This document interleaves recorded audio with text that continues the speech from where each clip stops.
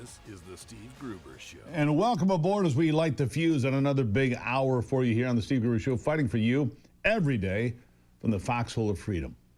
Absolutely, we're fighting for this country. Three big things you need to know this hour. Number one, President Trump is on his way to the Middle East now as those peace talks to end the war in Gaza have concluded with a big, big win. We'll be talking about that in detail. In Texas, the Attorney General says he's created a task force to infiltrate and expose left-wing terrorist organizations. Liberals are screaming, but conservatives, they're cheering. And number three, why is the left losing the argument? Well, because they're on the wrong side of all these things. How many of these far-left social media websites today and social media platforms on the left are celebrating the big win in Gaza? They seem to be quite silent here. Why is there nobody that can be called the leader of the Democrat Party? Because there is no leader of the Democrat Party. They don't stand for anything. And when Donald Trump does something huge, like stop this 2-year war in Gaza, they say nothing. They are incapable of saying, look, this is good news. Except maybe John Fetterman will. John Fetterman might. So I'm hoping that he does, right? So let's go through this from the big news outlets. ABC News. Oh, this had to hurt. They were forced to admit President Trump has achieved peace in the Middle East. Listen to this bite. Make no mistake, it looks like President Trump has actually pulled off something here that many presidents before him have failed to do. Have failed to do. He's pulled off something here that many presidents before him have failed to do. Remember, Donald Trump moved the Israeli embassy to Jerusalem. Remember? Something other presidents had promised to do and never did, of course. He did. And now he's done this. Play that again. That's kind of fun. Play that again. Make no mistake, it looks like President Trump has actually pulled off something here that many presidents before him have failed to do. And there was, by the way, a bit more from ABC. Listen. For Israel, make no mistake, this is a huge night, potentially the end of the nightmare. For the people of Gaza, this is going to be an enormous relief. For the people of Israel, potentially the end of a 2-year-long nightmare. And for these families still waiting for the remaining hostages who are still alive to come home, this has been an agonizing wait. And of course, the families who will get the remains of loved ones who died while in captivity. For Israel, make no mistake. Remarkable. Aaron Burnett over at CNN, openly hostile to Donald Trump and his administration time and time again, as is the entire network, generally speaking. You got Scott Jennings and a couple of others, but really hostile. For those of you watching, look at the look on her face. She looks like she's in pain listening to this report. She looks distraught at the idea that peace has come to Gaza. Listen.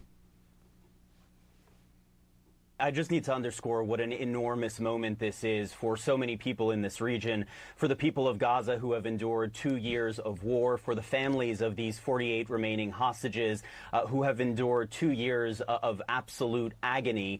This is a watershed moment.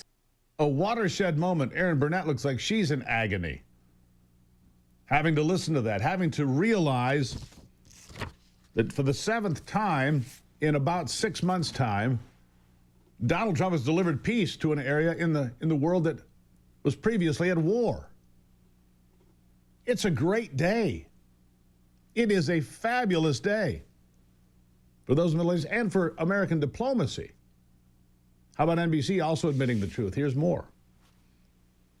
This is a major accomplishment for President Trump, something that he's been really trying to work toward. There's been a lot of critics and questioning of whether or not he could pull off sort of negotiating and working to try to get all these sides together. Of course, there were a lot of nations involved. So this is, of course, not just a victory for President Trump, but really a number of Arab nations, Hamas, and, of course, Israel. But this is really huge news, and the president, of course, announcing it online. I can't think of her name. She's also an openly hateful person, Donald Trump. I can't think of her name off the top of my head. That's fine. I don't watch that filth. By the way, Anthony, can you pull up the Truth Social post? Here's what Donald Trump posted to announce this last evening. I am very proud to announce that Israel and Hamas have both signed off on the first phase of our peace plan. This means that all of the hostages will be released very soon, and Israel will withdraw their troops to an agreed-upon line as the first steps toward a strong, durable, and everlasting peace. All parties will be treated fairly. This is a great day for the Arab and Muslim world, Israel, all surrounding nations, and the United States of America. And we thank the mediators from Qatar, Egypt, and Turkey who worked with us to make this historic and unprecedented event happen. Blessed are the peacemakers. Yes, they are. Yes, they are. Oh, and from the BBC, one more bit here. The BBC also choking on peace in Gaza. Roll it. Of course, this is the first phase where he says all of the hostages will be released. The agreement, as we know, according to negotiations and reports from negotiations, is, of course, an agreement on hostages being released and also Palestinian prisoners in return being released from Israeli prisoners. And we see here that Israel will withdraw their troops to an agreed-upon line. That is significant because this has been one of the points of contention that's been discussed this past week, as we understand, in those indirect talks that have been taking place in Egypt, was a look at those maps. Where would the Israeli military withdraw to? So according to this message from President Trump, they have then agreed on this. President Donald Trump is the peace president. I've never seen anything like it. None of us have. None of us have. He is the peace president. He deserves, without question, the Nobel Peace Prize. Nobody has been more obsessed with reaching peace around the world than President Donald Trump. Nobody has been more obsessed with peace than President Donald Trump. I'm proud to be an American. I'm proud that our president is able to get this done. I'm proud that we are able to sit here today and have good news and talk about something really encouraging and positive. God bless the president. God bless the United States. God bless America. All right?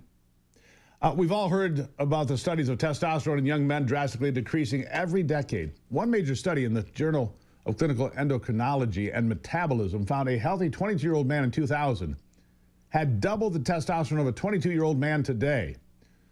So if you're in your 30s, 40s, or 50s, you might want to listen up.